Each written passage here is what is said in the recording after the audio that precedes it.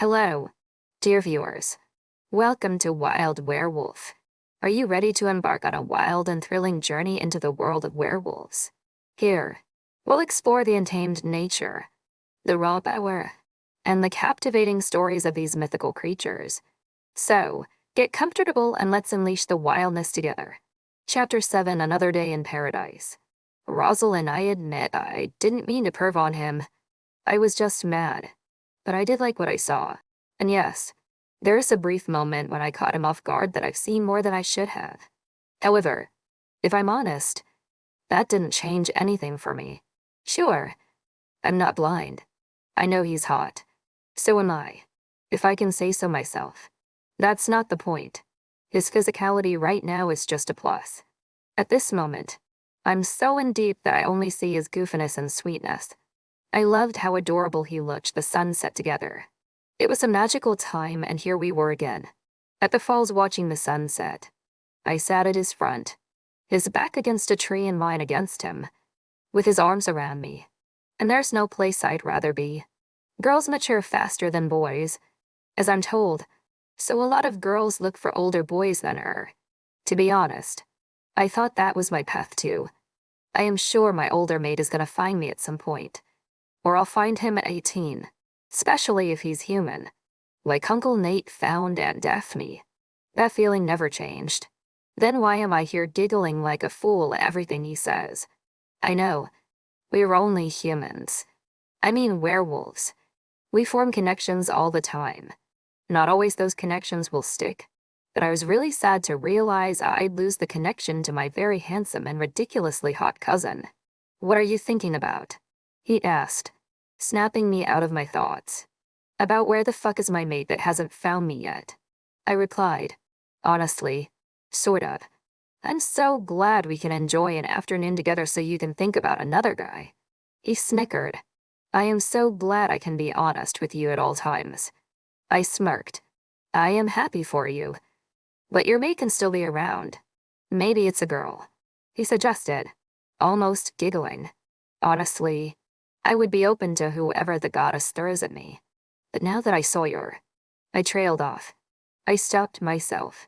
It's not the first penis I ever saw, but definitely the first one not in a video on my cell phone. Oh my goddess. You pervert. He snickered. He was so embarrassed he was pink.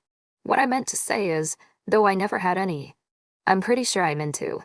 I insinuated. I was so flustered. This conversation got away from me fast. I got you.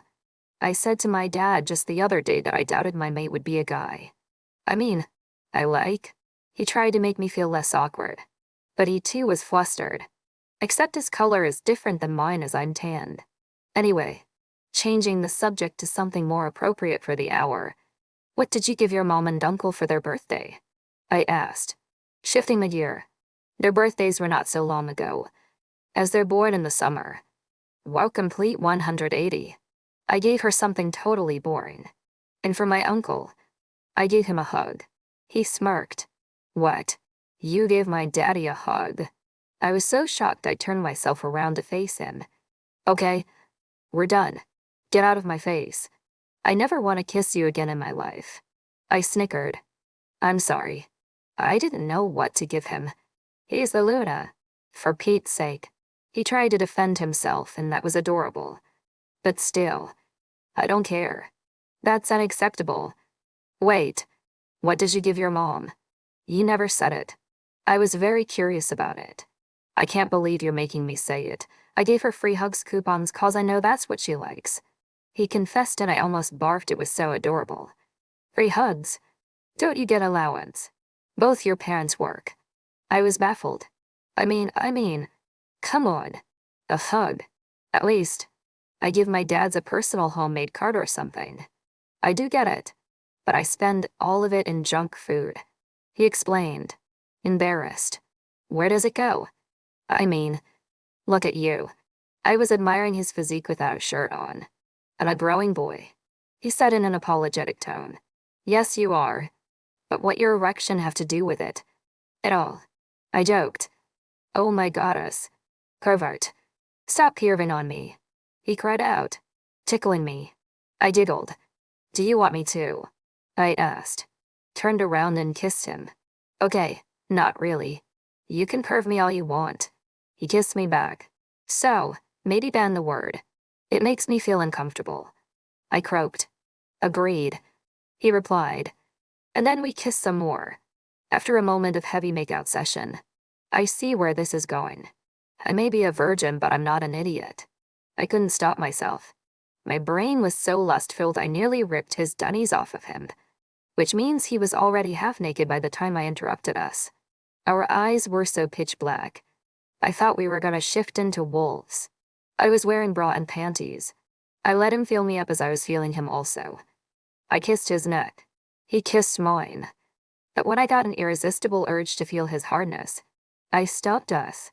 I had already felt everything else in his body, so I might as well stop now or I'll never be able to. I never let him see me naked. Ever. Some barriers are harder to cross. Not that I was a prude or anything. It's just that I knew if I did show myself that way, I wouldn't be in control anymore. That's exactly why I never let him be naked as well. But I can see this is difficult for him too. And though he toes the line, he never crosses it.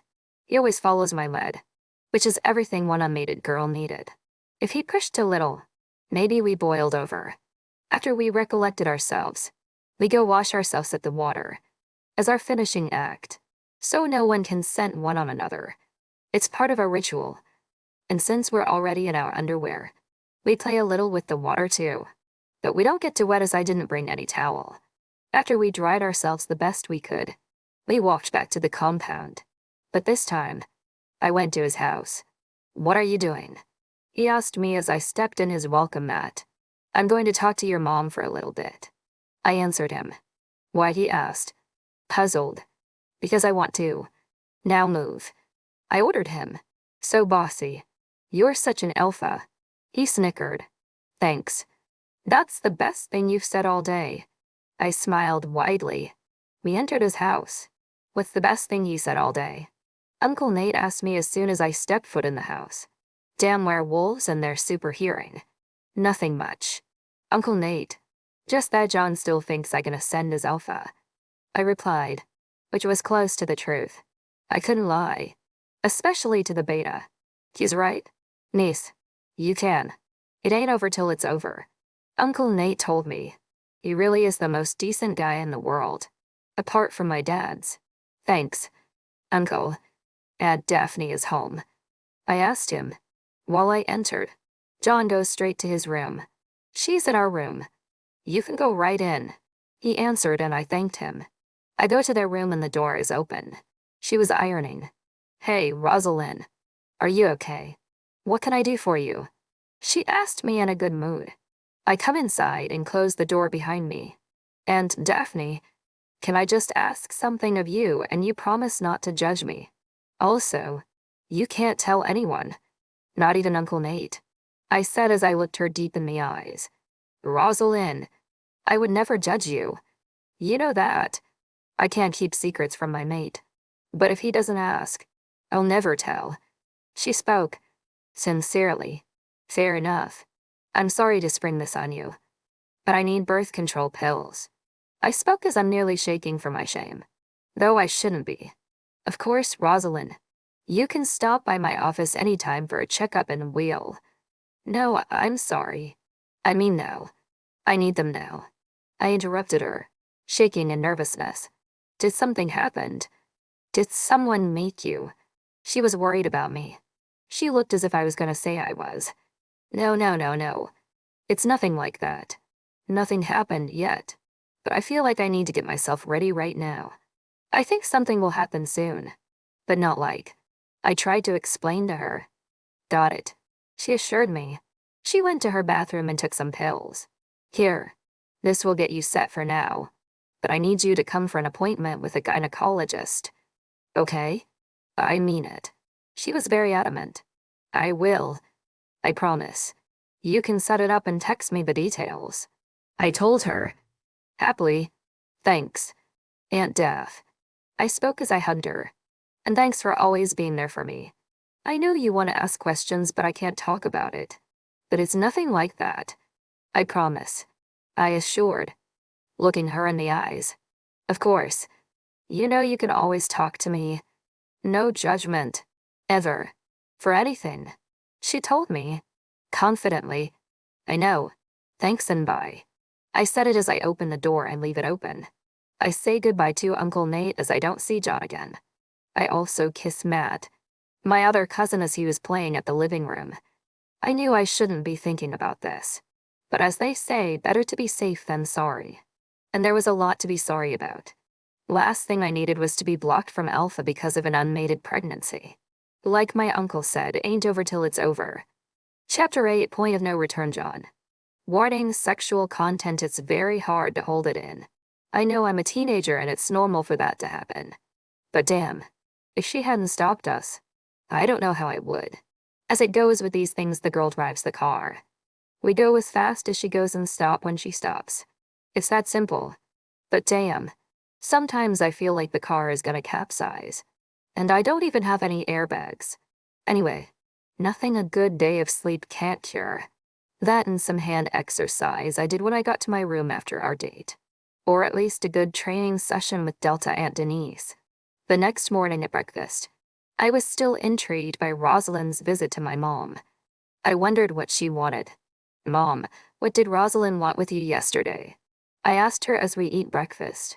She wanted doctor-patient confidentiality. That's what she wanted. Mom snickered. Dad, Matt and I all gasped. Sorry I asked. I croaked, looking defeated. You know she doesn't have anyone like me in that house. Who's she gonna talk to? Denise. Mom snickered. I know, Mom. I'm glad she has you to talk about girl stuff. I just hope she's okay. I said, pensive. She is. Don't worry. It's just teenage girl stuff. She informed me. At warrior practice, she was concentrated on the task ahead of her and barely even blinked. I took it as a sign and followed suit, focusing on what the Delta gave us. When we got back, she was still barely speaking, so I respected her space. When I got home, I just texted to see if she was okay. She said she was, but didn't want to meet today. So the days of summer went by. We trained. We showered. We ate. She took her time to cool off, and so did I. Even if I didn't want to. At the weekend, Dad took me and my brother to an amusement park in a neighbor city. It was a good ride till we get there and a nice father and son moment. Even if I was slightly too old for amusement parks. But then again, I'm only 15. It's not like I should be out there looking for my mate or something. We spend the most joyous afternoon together. My little brother Matt had the best time. So did I. I just wished my mom could come. But doctor's life? You know, by now, we're used to it. And we did have the best time. Us boys. Even my dad. When he wasn't holding our stuff or looking for food or drink to us. He was the best. And I'm completely comfortable spending time with just him, as he raised me almost alone until I was 5. I only had my mom in the summer while she was on med school. Not like Matt. When he was born, my mom was already finishing her internship at the hospital. She was already a doctor by then. I could only wish I could be half the man my dad is. I know most people say it about their dads, but I really do mean it. He always made sure to make time for us, especially in the summer. At the ride back from the park, my dad tried to take advantage of my tiredness to poach me for information. Doesn't he know I'm trained by the Delta? Lol, son, did you have fun today? He started. Boy, that was the most fun I had in a while. Thanks. Dad, I replied. Very thankful. I was glad he took the day to be with us. Matt was already asleep in the back seat. You're welcome. Son, listen. I've seen you a little down lately. Is everything okay? He asked me as he drove. Yes, Dad. I'm just tired from training. Aunt Denise is a beast. I snickered. I know. She had to overcome a lot of odds to be Delta.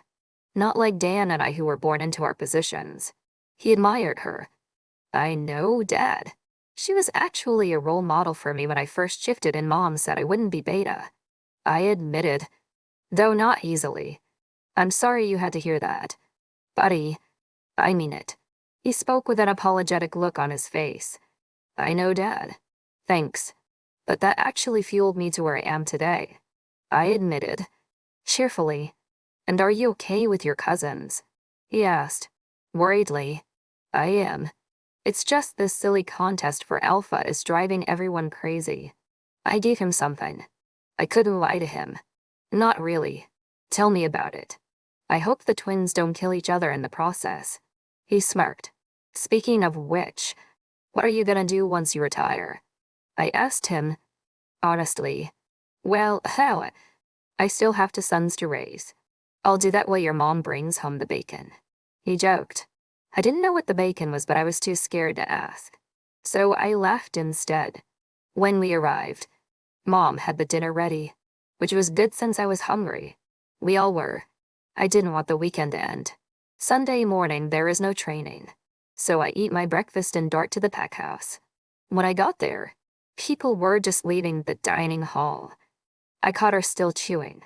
Good morning. Cousins. Good morning. Everyone. How are you doing? I greet them. In a chipper tone. Good morning. John. We're fine. Thanks. Uncle Felix replied. He was always in a good mood. Good morning. Cousin. Are you here to see us or? Rosalind asked me a little on edge. Actually, I came to ask you to go on a run. I told her. I was in a good mood despite not having much contact with her for a while. We just ate, so we can't right now. She spoke. Curtly. That's okay. I can wait. I rebuked. Promptly. While we wait, can I talk to you for a moment? I wanted to pick your brain about something. I asked Rosalind already at the entrance hall, which is the central point to go anywhere in the giant pack house. Sure. Let's talk upstairs. Cousin, she replied. She was a touch uncomfortable, but I pretended I didn't notice it. Our bedroom. She closes the door and starts apologizing. I'm sorry for ghosting you. It's just. I shut her up with a kiss. I was dying to do that for a while now. It's been weeks. You have nothing to apologize for. Rosalind. I tranquilized her once we parted lips. I'm the one who needs to apologize to you. If you hadn't stopped us, I wouldn't. I couldn't. I said in an apologetic tone. I'm happy to take the blame. I know it's difficult for her too. She breathes in, exhales, takes her seat in the bed and I at the chair. As much as it'd be easy for me to blame this on you. I can't. You only go where I let you.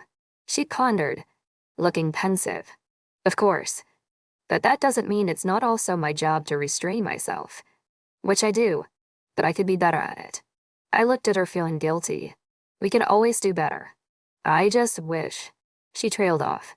You wish you'd find your fucking mate and be done with it. I stated, looking defeated. I'm sorry, John. I really am. And I'm not even saying it because of the alpha thing. At this point, I'm just scared of me. I shouted at her. Tears come to my eyes. If she was scared of me, just kill me now. No, she looked at me deeply. I'm scared of me, she said, tearing up. I would never be scared of you. You know that. She spoke, got up from the bed and held me. I breathed out the biggest sigh of relief. Tears escaped my eyes. Bless. I'm pretty sure I can take you down. She snickered. We laughed. I held her tightly. We talked for quite some time and decided against running together. We agreed to slow down and I was okay with that. Plus, it's not like I could have any expectation. I wasn't her mate. At the next morning training session, we were feeling much better and comfortable around each other. I noticed Emmett is the one brooding. Are you okay? Emmett, I asked him, in between exercises. I am. I just can't shake the feeling Daddy knows something about my mate that I don't. He replied as he exercised as well. That's because he does. And so doesn't Daphne. Rosalind chimed in. I know that. It's just strange not to realize something that's so clear to others. Why do they get to know instantly? Why did they pick up on it so fast and I didn't? He wondered. Pensive. I don't know, honestly, but I think she might feel gapped. That's the only reason Uncle Felix would realize something before you. I said, and it was like a light bulb went off in his head. Oh my goddess. John, you're a genius. It was in my face this whole time, he said, excitedly. I can't believe I was so stupid. He continued. That's because you're stupid. Dum-dum.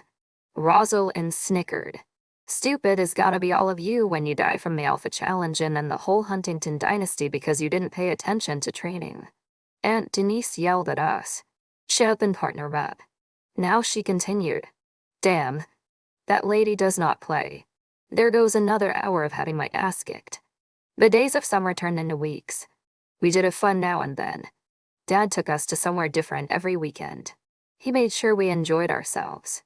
And Nat had the best time. So did I. Mom took us to the mall to buy some clothes since I was losing them so fast I was going to end up naked. Matt went along. Of course. I guess the best part of summer is to enjoy Mom's business days off. As a doctor, she didn't have many weekends off, so we didn't enjoy her as much. So this was nice. Rosalind and I were very careful these days, not only to avoid suspicion but to avoid going too far. Not that I was able to refrain from thinking about it. Damn hormones. I'm starting to believe it's a miracle we didn't have any more unmated pregnancies. I mean, we probably did, but they were so hush-hush that no one knew about it. Apart from the gossipers. Anyway, I digress. I shouldn't be thinking about pregnancy at 15. Last thing I need is to be a klitsch. Weeks from that accident, we're back at the falls admiring the sunset again. It's our favorite scenery. Plus, where else are we to go to have some privacy? It's not like there are that many options for teenagers in small towns. I mean, apart from the actual woods. But come on. I've been thinking. Rosalind snapped me out of my thoughts. That's good. I croaked. I'm ready, she stated, confidently. Max Brady, my fated mate. Whites flashed around me and my wind spun with the beat of the heavy techno music the DJ was playing. I wondered. I'm ready, she insisted. I don't know what you're talking about. I'm sorry. I genuinely was puzzled. She makes an obscene gesture cause she's pissed. Then it dawns on me. My eyebrows shot up in surprise. Are you sure? I was gobsmacked. I was so shocked. No wonder I didn't get what she was ready for. I certainly wasn't. To hear it. I mean, yes I am, she replied. Confidently, I don't want to shoot myself in the foot here. But don't you want to wait for your mate? I double-checked. Though I wasn't exactly hoping for a yes. Do you want to wait for your mate? She rebuked, smiling wickedly. I know you're asking a serious question. But come on. Are you for real? I snickered. We proceeded to kiss each other passionately. She was prepared for the occasion, which showed me it has been given a lot of thought. I admired her more each day. Not because of this decision, but because she was smart about things. She always knew what to say and how to plan ahead. She would make an excellent alpha, regardless of who her mate turns out to be. We removed each other's clothes slowly, not because I was shy, per se, but because I wanted her to have a chance to be prepared for the exposure. Our eyes were dark with lust. It was amazing, but I was very aware of how big of a deal this was. I don't mean just for myself. I kissed her all over once we were enclothed. I couldn't get enough of it. I was mesmerized by her beauty, her amazing body. I was in awe, so I kissed away, and licked, and enjoyed myself doing it. It drove her mad, and the more she enjoyed it, the more I enjoyed it. She handed me the condom, which I put it on. I was very gentle at penetrating cause I knew it was her first time. I mean, Max Spidey, my fated mate. Lights flashed around me and my wheels spun with the beat of the heavy techno music the DJ was playing. But it's different for girls. If there's one advantage of having a fearless doctor for a mom is that she gave me a very comprehensive lecture about sex. Not that I wanted one, but she didn't care. Especially after that statement of my 13-year-old confused self. She was moaning even before I started thrusting. I wish I could scream at the top of my lungs. I was having the time of my life. I didn't last long, unfortunately, but I made it count. I made sure she climaxed. I continued thrusting after I did. Hell, I could probably go for another one. But we didn't have that kind of time. I love you so much. I declare myself. Lovingly. I laid next to her side after I removed myself and wrapped the condom. I was crying tears of happiness. I love you too. She spoke and my heart was full. That was everything I wanted. Even more so than what just happened. If you can believe me. I kissed her gently at the cheek. She giggled. So, I have to ask. I started. Timidly. Was I okay? I know I didn't last much, but I tried my best. You're very hot. I blurted. Shyly. She laughed. It was the most delicious laughter in the world. Yes, you were. Actually, I thought you were gonna come right away. She snickered. But I didn't have time to laugh. I caught a strange scent all of the sudden. Hey, are you? I asked her as I sat, looking suspicious. Yes, I am. It's coming from the woods. She confirmed my suspicion. Get dressed. I told her, which she promptly complied. I was already shifting into wolf. There was barely enough time for her to put the bra on. As I was shifting, two robe wolves suddenly appeared right in front of us. And they did not look friendly. They never do. To be fair. Chapter 9, I'll be there for you, Emmett. I was angry. I was pissed. How dare they know something about my mate that I didn't and don't tell me? I had every right to be. After that disappointment with my aunt and daddy, I threw myself at all the things I could. I trained. I worked out. I even studied a little. All to pass the time so I don't think about her. I am at my best friend Paul's house right now, telling him all about my plight. His dad is a warrior, so he lived inside the compound and it wasn't that much of a walk from my home. In fact, he lived closer to us than the Underwoods. I can't believe they didn't tell what they know to you. Bro Paul exclaimed. He looked pissed off like me. I know, right? Wouldn't you like to know everything about your mate? I asked him. I would. I'm so jealous you get to dream about her. I wish the goddess gave all of us dreams about our mates. He croaked. I wish that too, bro. But the only thing that consoles me through all of it is Rosalind. Poor thing. She has no idea who her mate is. I snickered. I don't wish her to be alone. But I certainly don't want her to find her mate before I do. He can find her once I find mine. I want her to be happy too. She's my sister. After all, hey, if she wants, I'll be her mate. Paul joked. I mean, he said it with a laughter, but I know he has a crush on her. He thinks I don't know. But I do. So does Rosalind. Probably. Gross. I rebuked.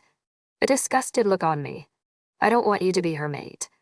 Besides, if you were, you'd probably sense it as you're the one closest to 18 than all of us. I told him. He turns 18 this fall. Rosalind and I only next year. I had no idea I'd find my mate that day either. Paul's mom chimed in from the kitchen. We were at the living room. But the house wasn't that big. Not to mention, she could listen us even from her bedroom. Wolf hearing. Yeah, Mom. But you're already old when you met Dad. Paul snickered, looking at her. I was 21. Thank you very much. She rebuked with a laughter. But the point is, you were already past 18. So was Dad. That's easier to meet your mate. He continued. That's true. But what I meant was, she could be your mate and you'd never know. Till one of you turns 18. She spoke and I grimaced. Okay, please stop talking about you being my sister's mate. If you were, she would win. 'Cause you'll be 18 way before us. Plus, I'm pretty sure my mate is human, so it's gonna be a motherfucker to win her over. I admitted, a bit sad at the realization, and frustrated. Excuse the language. Mrs. Johnson. I apologized. She laughed it off. She's so cool. You're right. Bro, I'm sorry. I'm not your sister's mate. Maybe she'll meet him when she's 18 and by then you already had the entire school year to schmooze your mate. He tried to make me feel better, which worked. I smiled widely. Thanks, bro. Actually, I think so too. Maybe her mate is not going to appear until she's 18. By then, I would have already won. I cheered. I don't envy your father's decision. I wouldn't want to pick between my sons either. She interjected. Yeah, Mom.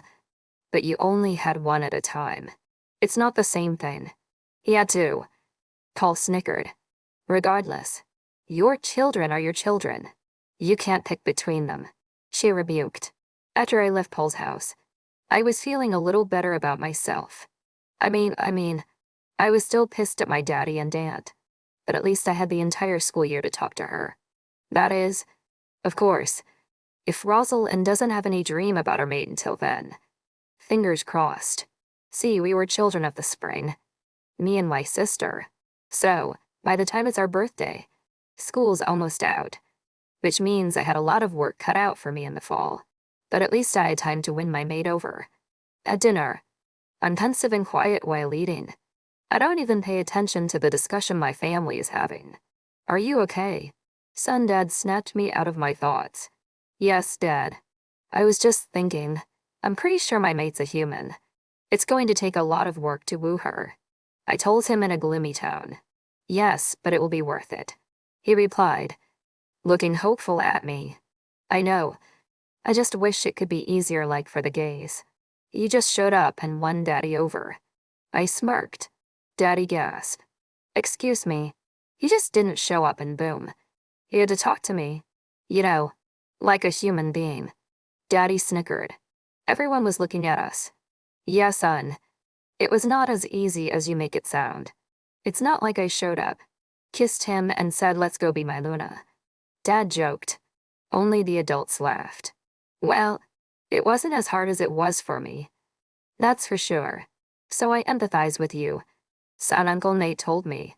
His family had dinners here sometimes when they didn't have time to cook or didn't want to. I guess. You nearly shifted in front of Daphne and lunged in her direction. I had to restrain you with 3 other guys. She was scared out of her mind. That's why it was difficult. Em won't have that problem. Dad smirked. He's not wrong. I was scared out of my mind. When he went to talk to me the next day, I thought Felix was gonna hit him. He was so protective of me. Aunt Daphne told us with a grin. I thought so too. Uncle Nate said, looking wide-eyed. Hey, remember when Felix was admiring Dan from far and Daphne told him Dan was so straight and Lauren was so hot even she would date her? Aunt Denise said as she laughed at the memory. And I stand by my words.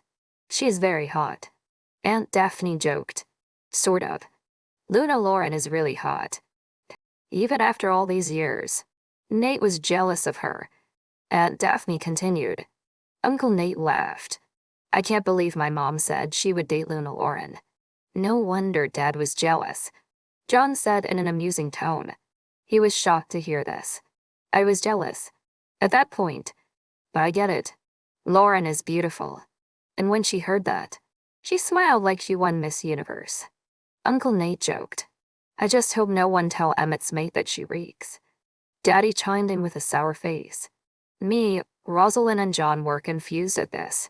One day when Felix went to talk to us, Lauren and I had just broken up, so she lashed out at Felix saying he reeked. It was very difficult to explain that to a human. Dad elaborated. Reeked of what? Joan asked. Physically. Sexual desire.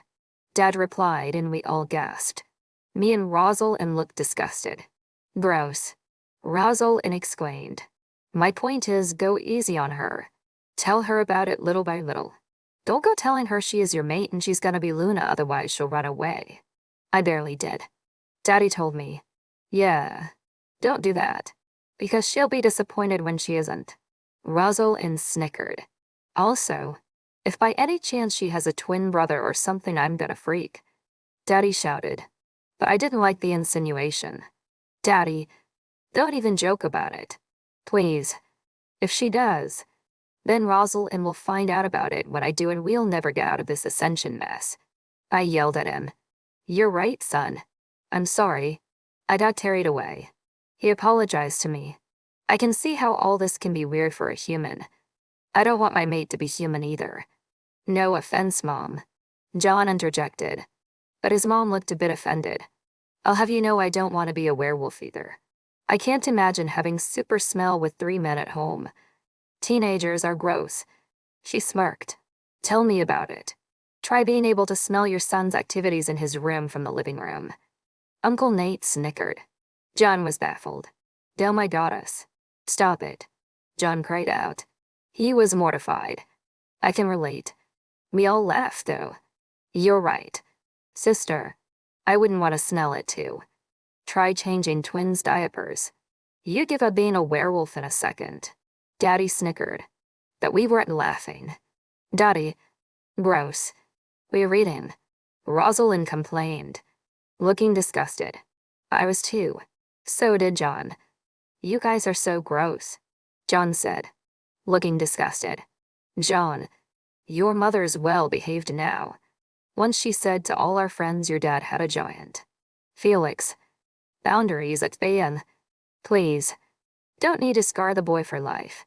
Aunt Daphne shouted. She looked so concerned she even slammed the table, startling everyone. I'm sorry. You're right. I got carried away a little bit. Daddy was embarrassed. After another eventful dinner, I went about my nightly routines and drifted off in my bed. Stop it, please, she said as she ducked hands on her. An unidentified guy was trying to take her clothes off. She was very distraught. She kept ducking and slapping the hands away. She looked extremely uncomfortable. I wanted to defend her, but I couldn't act. I could only watch. I guess the individual was curious to see what's under her clothes. But it all just seemed uneasy to me. I woke up crying from the nightmare. At breakfast, I was even more quiet than dinner. I looked so upset I couldn't make eye contact with anyone. When my dad asked me what's wrong, I told him about my dream. Sorry that you had to experience this, son. But it's just a dream. It doesn't mean it's gonna come true. Dad comforted me. I had a bad dream with Felix once. That was terrible for me and him because we shared the same dream, though I didn't know that at the time. He told me with a serious look. Max Spidey, my fated mate. White splashed around me and my wind spun with the beat of the heavy techno music the DJ was playing. You mean to say she's dreaming about him too? Rosalind beat me to the punch. I can't say for sure, but it's very likely, Dad answered. Rosalind looked devastated. So, she'll recognize his face when she sees him. She continued. Curious like me. Probably, he replied. We gasped. I didn't know about this part. I thought it was a wolf thing. I spoke out, gobsmacked. Not necessarily, he informed us. Alpha's mates also dream with their partners, and not only when they're werewolf. That's Spidey, my fated mate. White splashed around me and my wounds spun with the beat of the heavy techno music the DJ was playing. To be fair, no alpha had a human mate before I did, especially a same-sex mate. Not in the South, at least, but on the West Coast is very possible. After the information I got from Dad at breakfast, I was a little distracted at warrior training. It wasn't until John said something that it clicked for me. She was in love with that person. That's why Daddy knew something about her. I mean, it takes one to know one. After the horrible dream I had last night, I just wanted it to comfort, hold and protect her. I wanted to do all I could to avoid that from happening. If it's one thing I could learn from that mate debacle with John is that consent matters. No one should have to handle someone trying to impress you against your will for whatever reason. Now, everything starts to fall in place. Now, the weird dreams make sense. I almost get why Daddy didn't want to tell me about it. It's not like I've been exposed to that before. But I get it. There was only one answer that could make sense of everything that happening. It was clear as day now my mate is a transgender girl. And no matter what she's going off, I promise I'll be there for her. If I can. Chapter 10, Apologize Rosalind. It was everything I thought it would be. I confess, I was nervous about it. When I decided to take my doomed relationship with John to the next step, I did so with a few reservations and after a lot of thought. Of course, I wanted to save myself for my mate. I'm a romantic deep down. But the reality of it was there's no one I'd rather take this step with. Sure, I only think that 'cause I haven't met my elusive mate. But I know it. But my point is he's not here. And not only that, he's not coming anytime soon. The reality of it all was my brother will ascend. I don't like this situation. I don't agree with it. But it is what is. If the goddess wanted me to be alpha, she would give me a dream about him. At least then, I'd hope. But no, I'm forced to watch my brother goes through it. It's not easy for me. Not at all. But again, that is the reality that I'm in. So you know what? Fuck it. Like my Aunt Def once said, do it with someone who makes you feel safe and when you want to. So I did. And it was wonderful. It was everything I dreamed of. He was so respectful, so honorable, so careful with me, and it was his first time too. Probably a lot of guys would go wham and bam. But not him. He made sure I enjoyed it too. He respected my body. There's nothing more I could have asked. Which brings me to now, I have two rogues in front of me. John is finishing his shift into Wolf and I didn't even have time to put my shirt on. Thank goddess I was already in underwear and bra. The rogues snarled at us. They know we're werewolves. I mean, John was obvious, but they know about me since the scent is unmistakable. They barked at us. John is already salivating, he was so defensive of me. One of the wolves darts in my direction, but John intercepts it. John's wolf was almost rabid. He bit the wolf and harmed its body a little. It got angry, so it attacked him with its paws. I was wincing for John when a paw hit his fur, but that only makes him more angry. He opened his mouth and bared his teeth at it. It did the same to him. When it barked at John, he attacked it with everything he got. He stuck its canines deep in the wolf, it cried. John didn't stop biting till the rogue was dead beneath him. The second wolf snarled loudly. It lunged at me, but John comes and bites him in the backside, making it wince. John's wolf pulled the rogue away from me with its mouth. The rogue defended itself with its paws and knocked John down. He winced. So did I at the scene. The rogue attacked John, but by the time he reached him, two warriors knocked him out of the way. They took turns biting it, so it didn't stand a chance.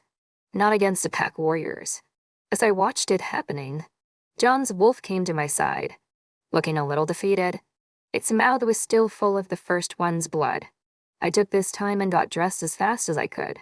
As the danger was eliminated, John shifted back into human. When I looked at his face, he looked worried as if he had failed me. But I made sure he looked at me when I said it's okay. You did well. We're safe. I kissed him in the cheek and told him to get dressed. I wanted to keep our relationship a secret, and have managed it for so long. But now there's no escaping the alpha and his rage. I needed to brace for impact. Later, at the pack house, Denise barged into Dad's office. He's there with Uncle Nate and both get startled by her intrusion. Denise, a knock is courtesy, Dad exclaimed at her, still a little shaken. There have been two rogues in our territory, she shouted. She looked upset, though still calm and collected. Thank you for the information. Were they dealt with? Dad asked her, not missing a beat. Rogues in our territory are not exactly breaking news. That's why we have patrols around the clock. There's more. Your daughter was at the site with Nate's son. She spoke and Dad jumped from his seat. Uncle Nate's face is deeply worried. Oh my goddess. Are they okay? Dad rushed to ask her. Where are they? They're both all right. John killed the first one and the warriors on patrol killed the second. She replied, calmly. Where's my son? Uncle Nate asked, distraught. He's right outside. He only has a mild bruise on him. He's fine. She was unharmed. She informed, calm but serious. Like always. Oh my goddess, Denise. Way to scare the life out of me. Send her in. Dad sighed in relief. There's more. Denise said as she did not miss a beat. Uncle Nate and Dad held their breaths. They looked stunned. What could there possibly? Dad said but got interrupted. There's evidence they've engaged in sexual activity. She informed them. Dad's mouth was agape. Uncle Nate gasped. They were both very shocked. What? Dad shouted and moved to open the door. Rosal Inford Huntington. Dad yelled at me. Uncle Nate rushed to hug his son. He asked him if he was really okay. He answered that he was. Just shook by the whole situation. He barely had a scratch. Max Brady. Why faded Nate. White flashed around me and my wound spun with the beat of the heavy techno music the DJ was playing. Are you okay? Dad asked me, worriedly. Yes, Dad. I wasn't harmed in any way. John protected me. He fought off both the rogues. I explained as I looked down. I couldn't face him. I was so ashamed of the situation. What were you thinking? Did he? Dad trailed on, but we all got his meaning.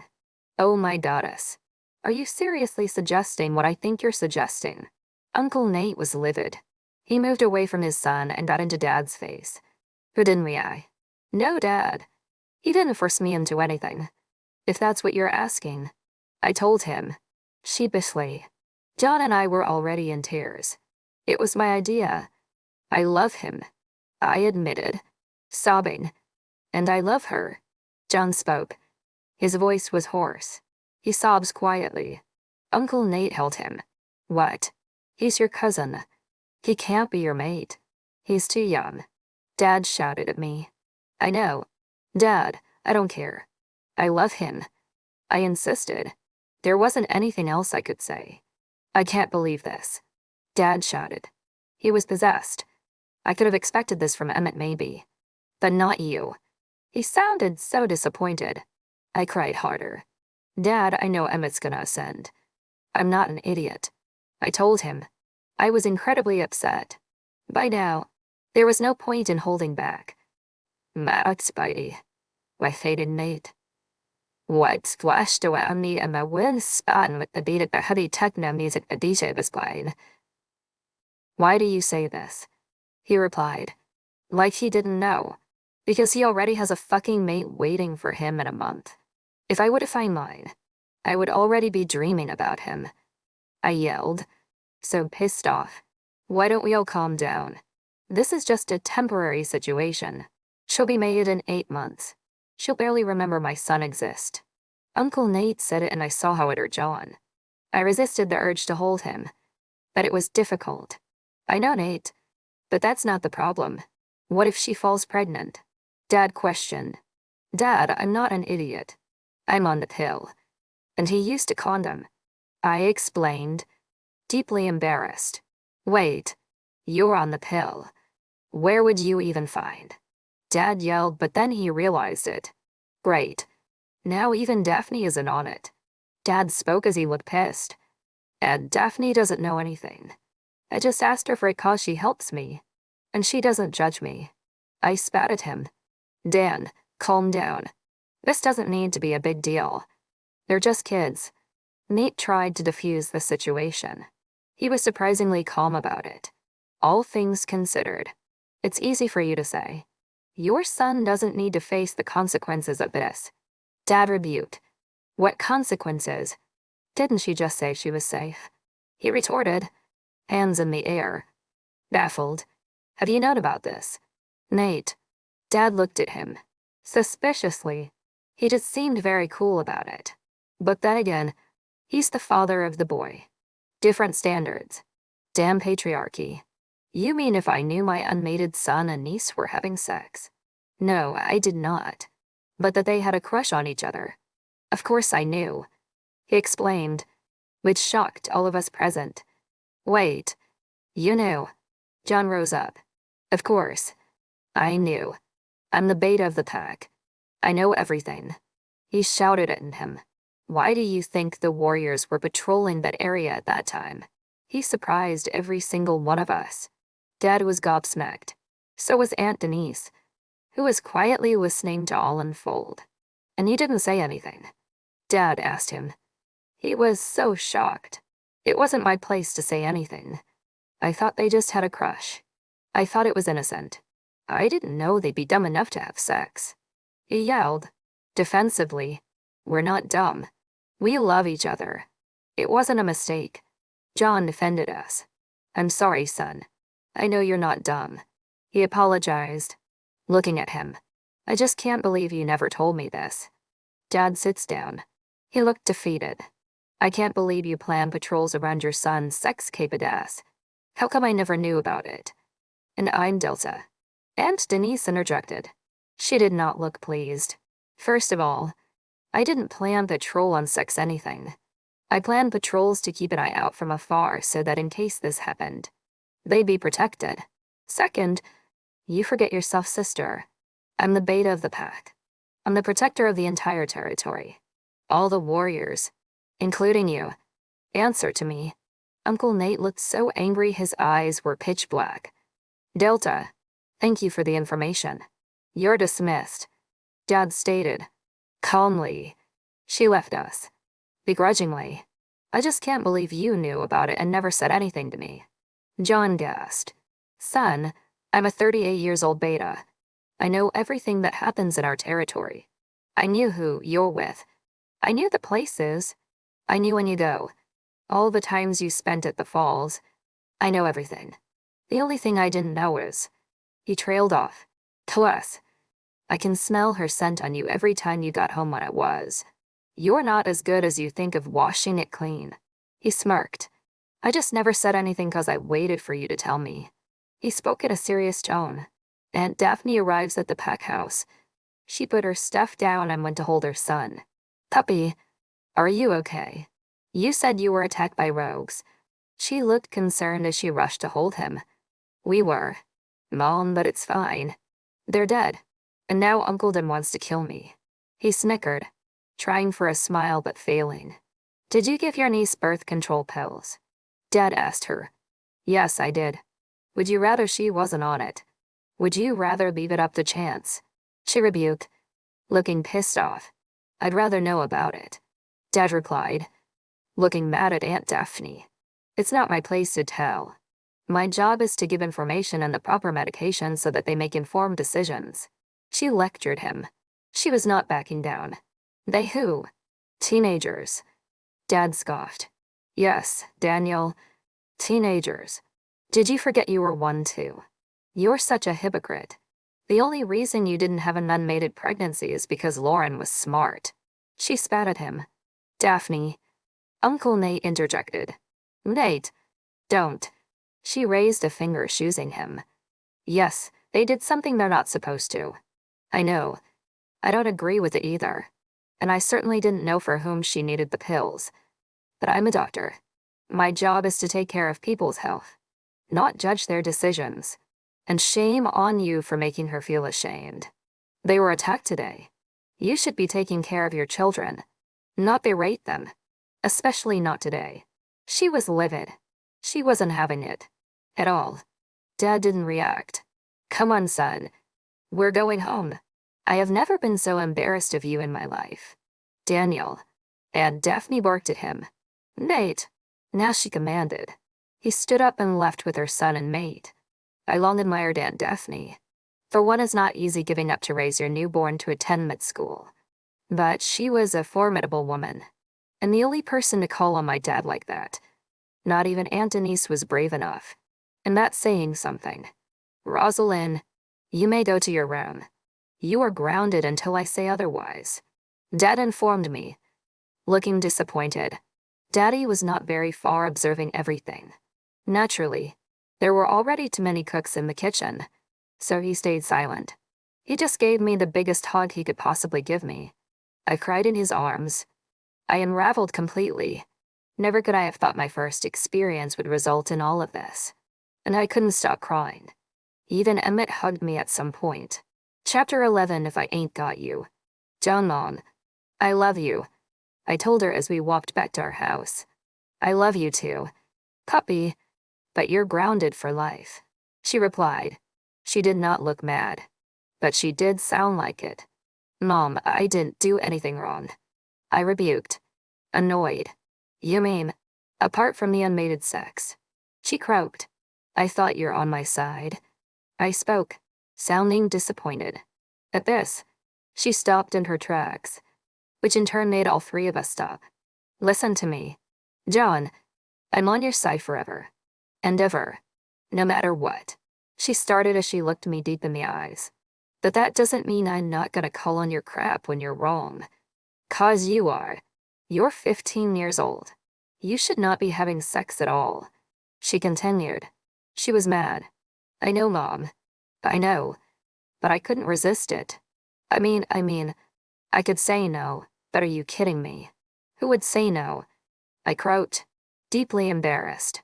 I know I said some harsh things in there, son, but sometimes we end up saying things we regret it. But the takeaway is make better choices. Dad spoke to me as we walked. I understand, Dad, but I love her. It's not like it's a random girl. I replied, defensive. It's precisely because she's not a random girl that lies the problem. She's your cousin. He rebuked.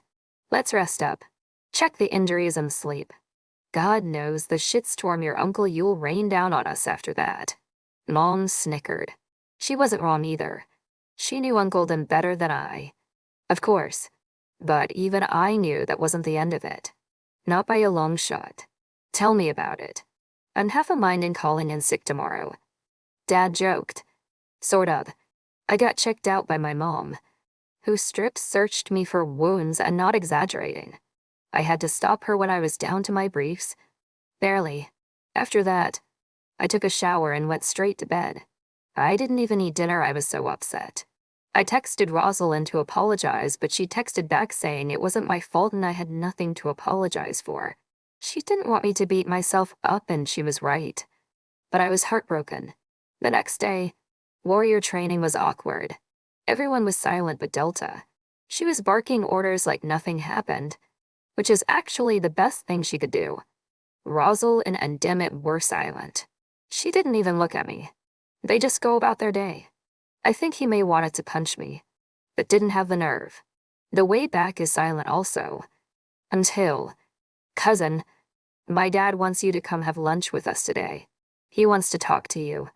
Emmett spoke as if he was delivering a subpoena. Okay? Thanks, I replied. Seriously, he wouldn't look at me. I love her. Just so you know. It's not. I tried to explain to him, but he doesn't care. She can't be yours. Cousin. I'm sorry. That's all I'll say in the matter. He replied. Curtly, I can't be anyone's cause, I'm not a livestock. Rosalind interjected. It was nice to hear her voice. At least, later, after I went to my house and showered, I went to the pack house as invited. I arrive at the dining hall, but there are only Huntingtons present. No warriors. No other wolves. No one. Just family, including my dad. Good afternoon, nephew. Uncle Dan greeted me. Good afternoon, uncles. I greeted them. I take a seat at the table. Where's everyone? I asked. In trade. Today is just family. I wanted to take this time to say a few things to you all. He started. First, I would like to start by saying I'm sorry if I was harsh on you yesterday. I was just taken aback by all of it. He continued in a somber tone. We were also. Uncle, we didn't expect a rogue attack.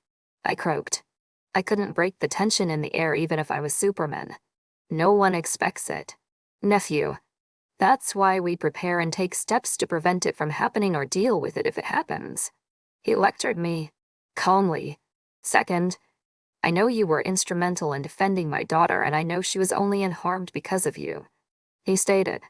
I smiled, politely. I would protect her with my life if need be. I said it without missing a beat. My dad looked at me weirdly. Rosalind was just quiet. I appreciate that. I really do. Which makes this next part difficult. You are not to be permitted around my daughter alone anymore. He spoke and my heart sank. What? Both Rosalind and I gasped as we said it. Dad, please don't do this. We did nothing wrong. She pleaded. Uncle, please don't do this. You can do anything you want to me. Just please. I beg you. Don't take Rosalind away from me. I begged. I was crying. In addition, you cannot take her with you from this house anywhere alone anymore. Even to a run. All activities must be family or group-oriented. He continued and I cried harder. My dad moved to hug me. Please, Uncle. I swear. I won't do that anymore. Please. You can take anything from me. Please. Don't take Rosalind. I beg you. Please. Please. I got down to my knee and begged him. He was immovable. Everybody looked shocked at the scene. Dad, please. I'll be good. I'll do anything. Please don't do this to us. I beg you. Please. Rosalind pleaded. I'm sorry, children, but I cannot allow for this to go on. That is final. He put the nail in the coffin. I cried so hard my dad had to comfort me. He picked me up and held me in his arms. He carried me out the dining hall. Rosalind was crying so hard it actually made me feel worse. I hope you're happy, Alpha, Dad said to him as he carried me out in his arms. I mean, not literally cause I am 6 foot tall. But he supported me with his shoulders as I was inconsolable. I didn't even eat. Not over there. Not at home. At all. I just cried nonstop. I'm glad my brother was in daycare so he didn't have to see me like this. Hours after my uncle's speech, Mom arrived and greeted me in my room.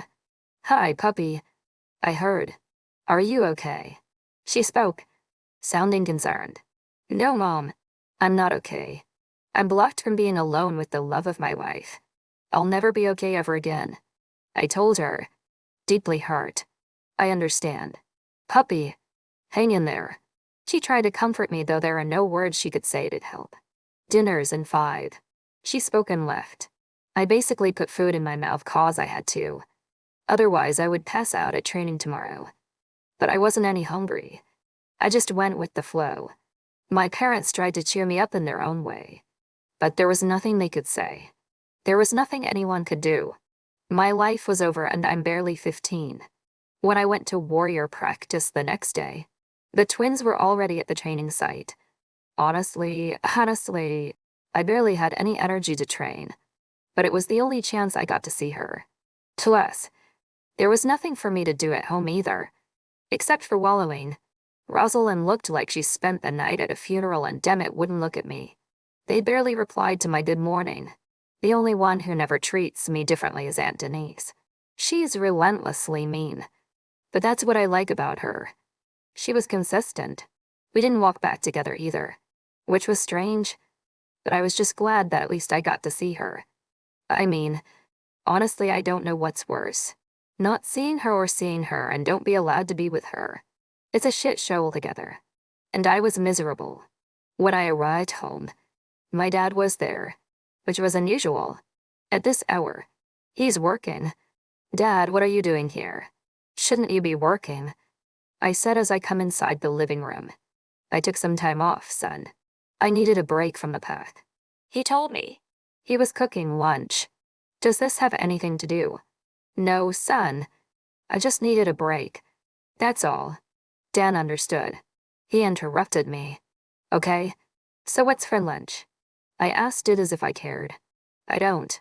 But he's making an effort and had nothing to do with my situation. Oh, it's your favorite. As he said that, then I realized something was off. He never cooked my favorite dish. Not because he didn't know. He can cook anything. But because it's a lot of work. Okay, Dad. Max by my faded mate.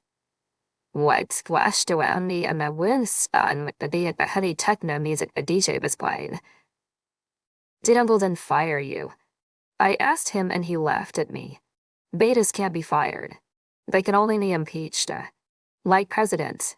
So does Alphys. By the way, he informed me in a amused tone. Can Deltas be fired? I asked him. I was curious now that he said that. Not exactly. I mean, they can be forced to step down by the Alpha, if need be. But that only happens if they're not able to perform their duties. It's not on a whim. He explained. Good to know. Not that I have any chance at being bait or anything. But I can still make Delta. I smirked. I'm sorry. Son, I really mean it. I know you wanted to follow in my footsteps. Like many before you. Like I did my father. He felt sorry for me and I could feel it. Thanks, Dad. But it's okay. It's a long shot anyway. I'm too young for beta. I told him, trying not to make him feel down. We ate the best roasted lambs my dad has ever cooked for me and I rested for a while. Whenever I drift off, I usually found myself thinking about her. It's usually my happy place. But now it just made me sad. Too bad my brain doesn't realize this and still makes her beautiful face appear in my head. I liked how she laughed. How she found me adorable. I liked that she was confident. Even bossy sometimes. But I don't mind a confident, strong woman. Freud figured that out. I love everything about her. And now that I couldn't have her by my side, I appreciated it even more. Tears streamed from my face. I fall asleep thinking of her. The next days are more of the same. I go to training, get ignored by my cousins, go back, take a shower, have lunch and rest, rinse and repeat. I couldn't even enjoy my mom's weekday offs anymore. I didn't have the mood to do anything. How can a student not enjoy the summer? It's ironic that the best day of my life turned out to be the worst day of my life. Who knew getting attacked by rogues was the easy part? I wasn't afraid of them. To be honest, I was scared for her. Had they attacked her, I would die from the heartbreak. She wasn't even injured, and I took another appreciation from what happened to Uncle Felix. That must not have been easy for Uncle Dan. And she's not even my mate. This is gonna be a long summer. I don't know what I'll do without being able to stay close to her. If I can't be with her, life loses its meaning. The sun doesn't shine. There's no smile in my face. I understood and was prepared of sorts to lose her to her mate.